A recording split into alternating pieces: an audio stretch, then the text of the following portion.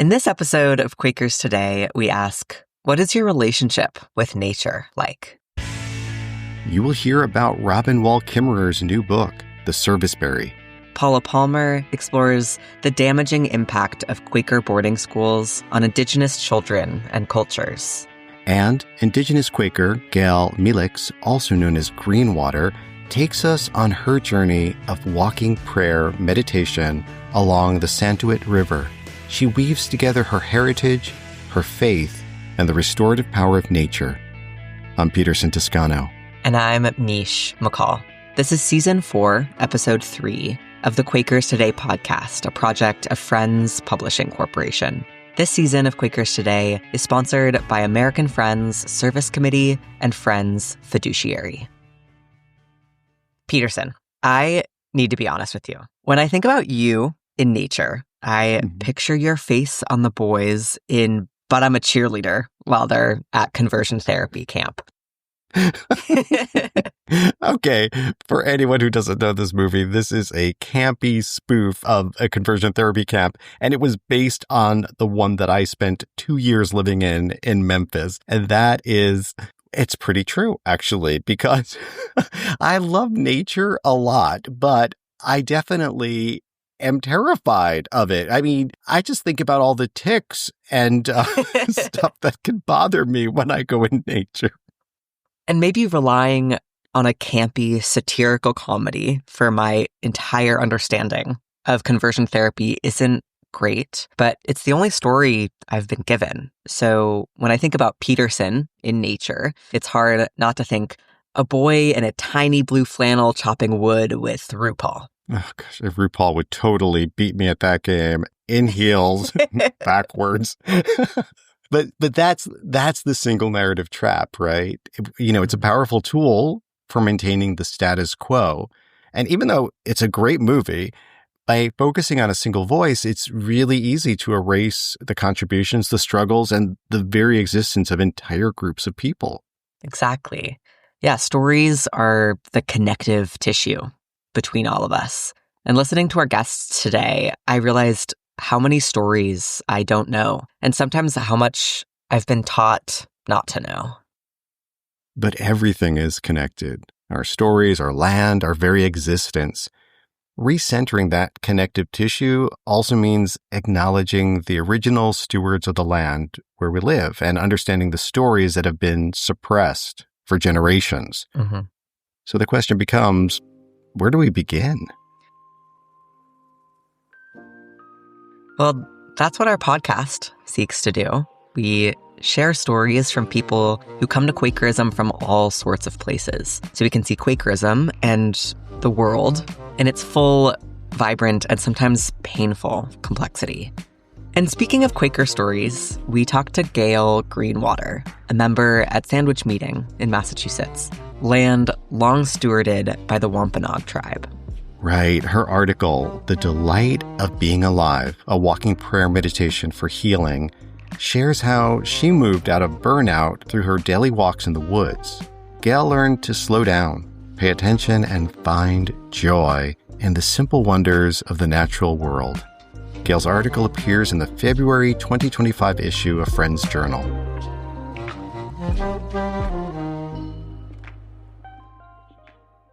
I am Gail Greenwater. I'm an Indigenous Quaker. I need both my faith communities for me to connect deeply with God, whom I also call Creator and Lord.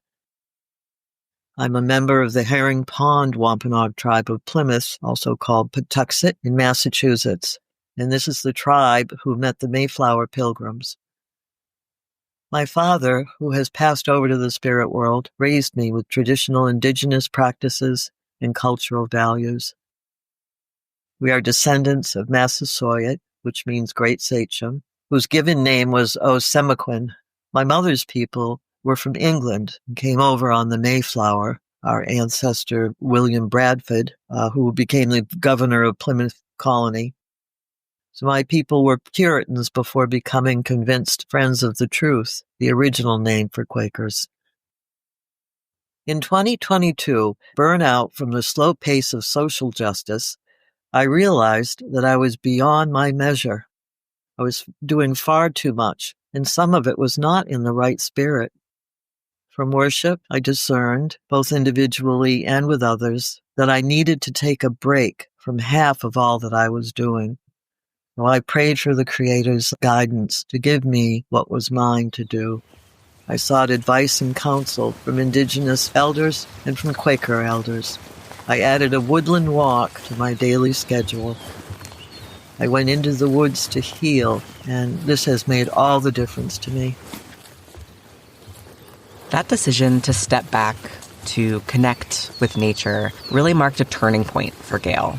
It wasn't just a walk in the woods. It became something much deeper.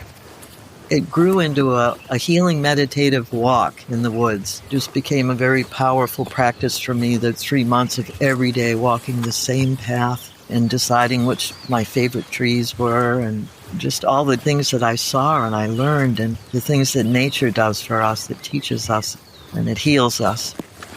And most of all, it provides a place where you can really grow the inner peace that you need, because everything we do comes better from peace. We need to have that peace before we can face the things we have to and to make the decisions we need to how to go forward. Everything comes better from peace. When I'm out in the woods, it also allows me to really use all 5 senses. And what a wonderful thing that we were born with 5 senses. I'm very grateful for it. And it's in those woods, engaging all 5 senses, that Gail experiences something truly remarkable. I climb a tree, different trees, every day. And one day, I was in the arms of a white pine, silent, holding completely still. A blue heron lit on a branch, 2 trees down, about a yard from me.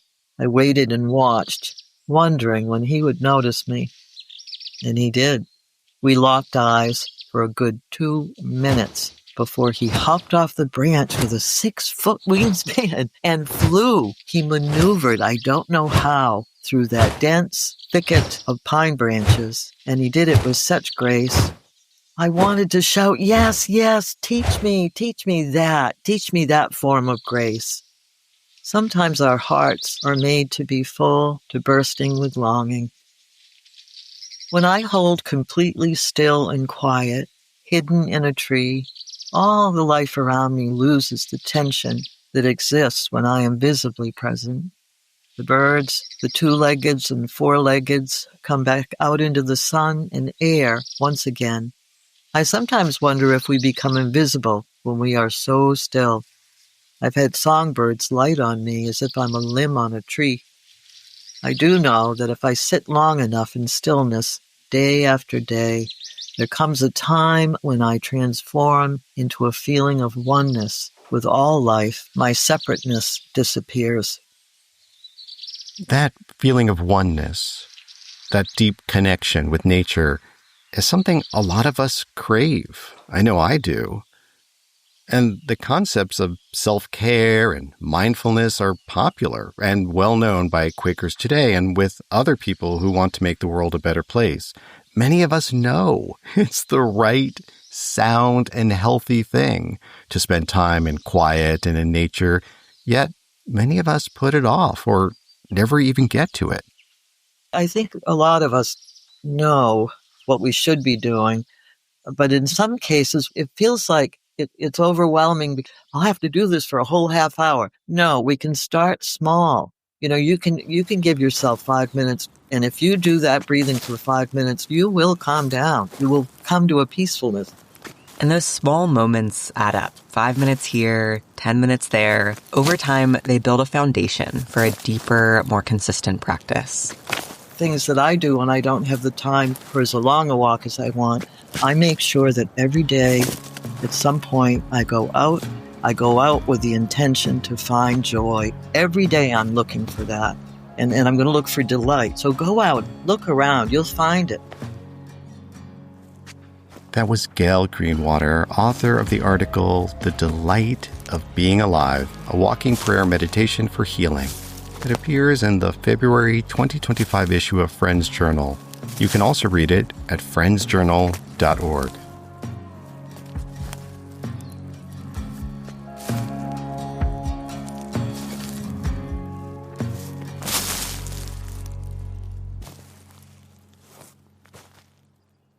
I think most Quakers still don't know our history as participants in this enterprise of forced assimilation of Native people. And so the first thing that we have to do is learn the truth. My name is Paula Palmer. I'm a member of the Boulder meeting, and I live outside of Boulder in a little town called Louisville, which is in the homeland of the Arapaho, Cheyenne, and Ute peoples. One Dakota woman, Zitkala Shah, was taken to a Quaker boarding school in Indiana at age 8. She talks about what she lost in order to get what she called the white man's papers. Through her schooling, she was awarded certificates and graduation papers. But what she lost was her relationship with the natural world, her relationship with her mother, with her community, her connection to spirit. And she writes about that with such pain. The Indigenous people of this country experienced many traumas, beginning with the arrival of Europeans on these shores. The boarding school experience was particularly traumatic for the children who were taken away from their families, intentionally separated from their parents and grandparents and communities. And so you can imagine the trauma that they experienced, not only by being physically separated, but by being told that everything about their lives was somehow wrong and that they needed to change everything. As they left the schools, they faced another really difficult challenge. They were never going to be completely accepted as equals in a racist society dominated by white European Americans. Many of them had lost so much of their Indigenous identity by missing those years of growing up in their families and learning the dances and the stories and the songs and the skills of their people. Friends sometimes ask me, well, how could Quakers have done this? Didn't Quakers at that time see that of God in Indigenous people? And from my reading of Quaker journals and the letters that so many of the teachers at the Quaker Indigenous schools wrote back to their friends in Philadelphia, I think they did see that of God in individuals. What they didn't see was the intrinsic value of Indigenous cultures as a whole. And that's because they were blinded by white supremacy. They were blinded by their certainty that their way of life was superior, and by their desire to rescue Indigenous children from the societies that they saw as failed societies. What can we do now is not something that we ourselves can answer alone. We can only really answer that through dialogue with Indigenous people. That was Paula Palmer in an excerpt from the Quaker Speak video entitled The Lasting Trauma of Quaker Indigenous Boarding Schools. You will find this Quaker Speak video and the Quaker Speak channel on YouTube, or visit quakerspeak.com. Hey, Peterson, have you ever gone berry picking? Not like at those you pick places, but side of the road in the suburbs berry picking. Oh, yeah, well, I can't resist a berry anywhere I see one. In fact, I have a mental file of every spot within a 20-mile radius where I can pick blackberries, raspberries, or my all-time favorite berry, mulberries. Some of my favorite childhood memories are of late summer blackberry picking. Coming home with my legs all scratched up, belly full, tongue purple. I felt like the earth was giving me a gift. And that gift meant I savored every one of those berries. And that's what I first thought about when I read the review of the Serviceberry in Friends Journal this month. Robin Wall Kimmerer recounts how she harvests serviceberries alongside the birds, who, in turn, digest and drop the seeds, planting new little serviceberry trees. This exchange exemplifies the gift economy, a system where currency is not money, but relationship, wealth lies in reciprocity. For her, her bounty of serviceberries feels like a pure gift from the land, something that is not earned, but freely given, which is in stark contrast to our current market economy, where goods are private property and money is king. It creates a false sense of scarcity, which leads to separation. This prioritization of wealth over health blinds us to the gifts that surround us and encourages us to treat our planet with avarice. In the Serviceberry, Kimmerer shares her desire to live in a world where wealth means having enough to share, where the economic unit is we, not I, as all flourishing is mutual. The Serviceberry, Abundance and Reciprocity in the Natural World, is a little book, just over 100 pages, by Robin Wall Kimmerer. It's available as a hardcover or ebook. To read the full review by Rua Swanerfelt, visit Friends Journal online at friendsjournal.org. Thanks, Miche. And you could also find the Serviceberry at my library and other libraries. I'm on a list right now of people interested in reading the Serviceberry. Thank you, library. I actually have another resource to share with you, a Quaker resource. Now, you may be one of the many listeners who is not Quaker, and you want more Quaker content. British Quaker Rhiannon Grant, who was on our show last year, pointed me to Discovering Quakers. If you're curious about what happens during a Quaker worship time and you want to learn about Quakers in bite-sized chunks, check out at Discovering Quakers on TikTok. For links to the Discovering Quakers TikTok account and Robin Wall Kimmerer's new book, see our show notes by visiting quakerstoday.org. Thank you for joining us for this episode of Quakers Today. If you like what you heard today and you listen on Apple Podcast, would you do us a favor? Please rate and review our show. Many thanks to all of you who are sharing Quakers Today with friends, with your Quaker meeting, on social media. Quakers Today is written and produced by Miche McCall and Peterson Toscano. Music on today's show comes from Epidemic Sound. Season 4 of Quakers Today is sponsored by Friends Fiduciary. Since 1898, Friends Fiduciary has provided values-aligned investment services for fellow Quaker organizations.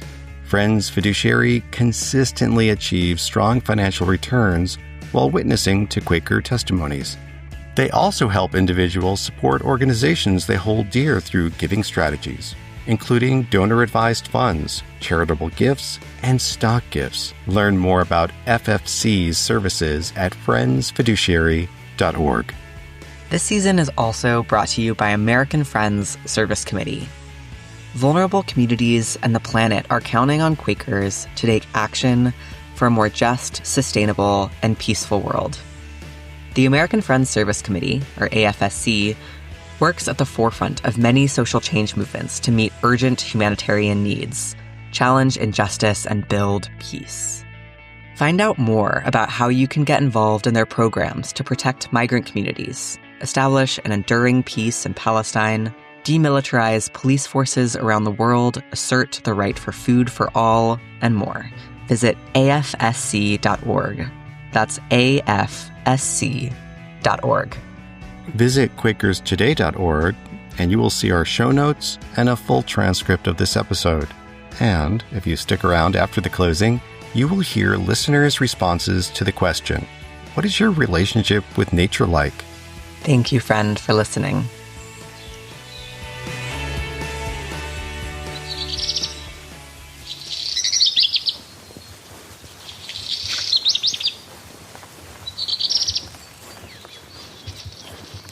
In a moment, you will hear listeners' voicemails about their relationship with nature. But first, I want to share next month's question.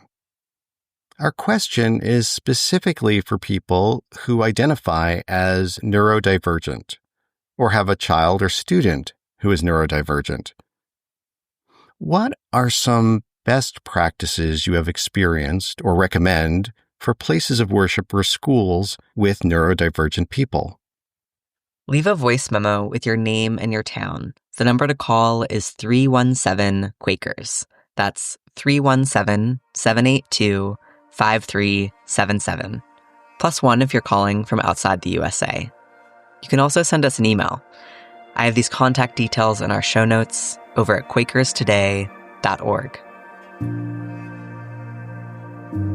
Now we hear your answers to the question, what is your relationship with nature like? At KatieBeth21 messaged us on Instagram.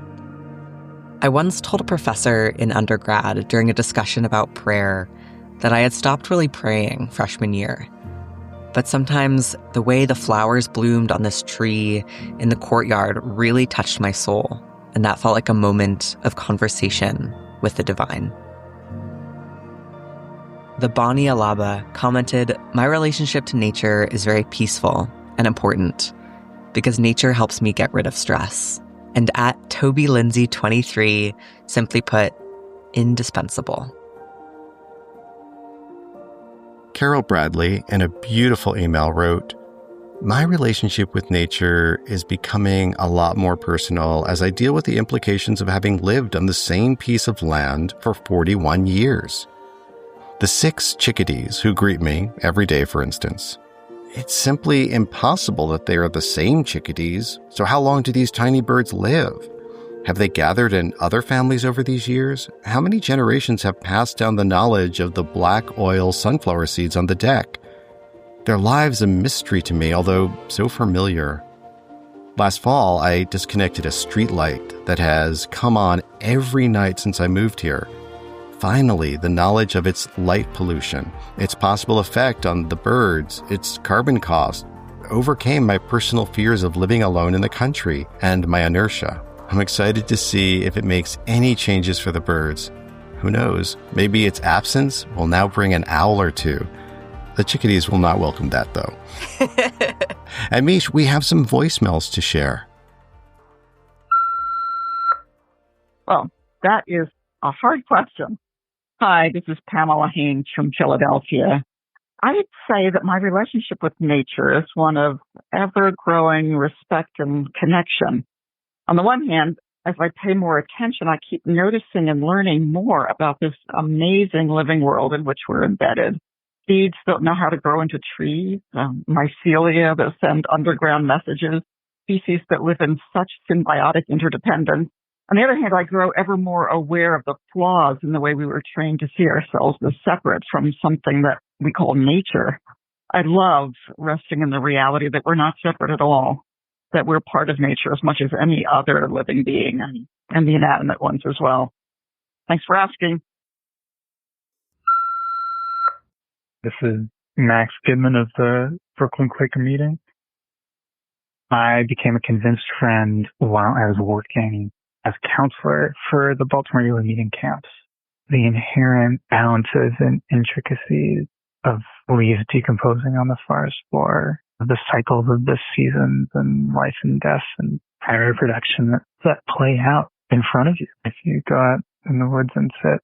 It was a backdrop that allowed me to have a faith in the fundamental goodness of people because I could see the fundamental goodness of the natural world that we came from. You know, the places we were leading these trips were not pristine wilderness. They were thin strips of national park land. Don't think that the non-wilderness of the nature that we interact with takes away from display of divine wisdom. That vitality, is resurrection. Where else can we see the, visible embodiment of resurrection in this world other than nature reclaiming spaces that have been disrupted by human activity? The wheels of creation are still turning. There's still birdsong that's given as a free gift to humanity. Thank you to everyone who answered the question, what is your relationship with nature like? And if you identify as neurodivergent or you have a child or student who is neurodivergent, what are some best practices you have experienced or recommend for places of worship or schools with neurodivergent people? Call us and leave a message, 317 Quakers. That's 317-782-5377. Or comment on one of our social media channels. Be well, friends.